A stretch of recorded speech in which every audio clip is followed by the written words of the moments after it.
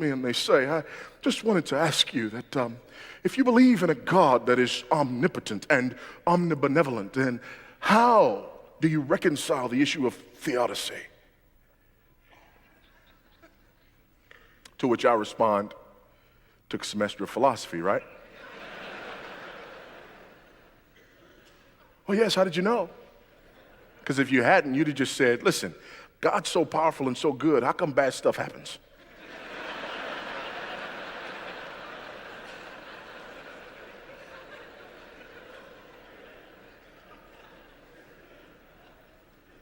But I'm not going to answer the question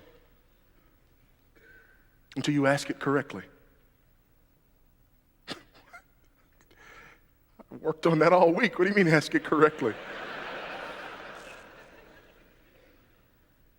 You're not asking the question properly. What do you mean ask the question properly? It's my question. You can't tell me how to ask my question. I will answer your question when you ask it properly.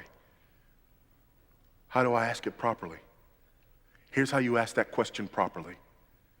You look me in my eyes and you ask me this.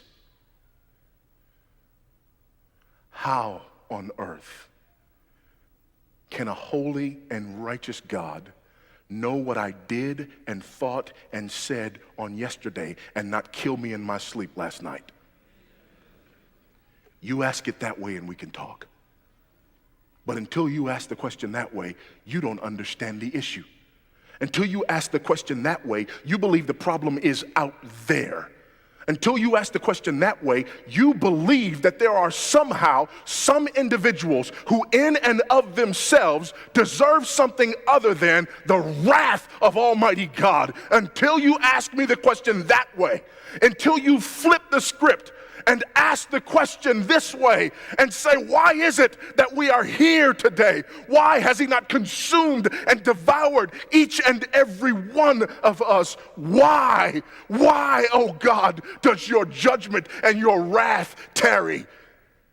When you ask it that way, you understand the issue. When you ask it the other way, you believe in the supremacy of man. How dare God not employ his power on behalf of almighty man?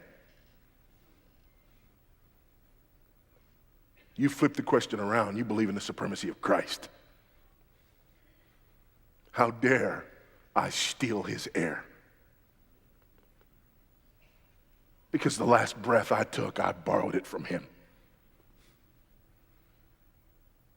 And I'm never going to give it back. When you borrow something and never give it back, you're stealing.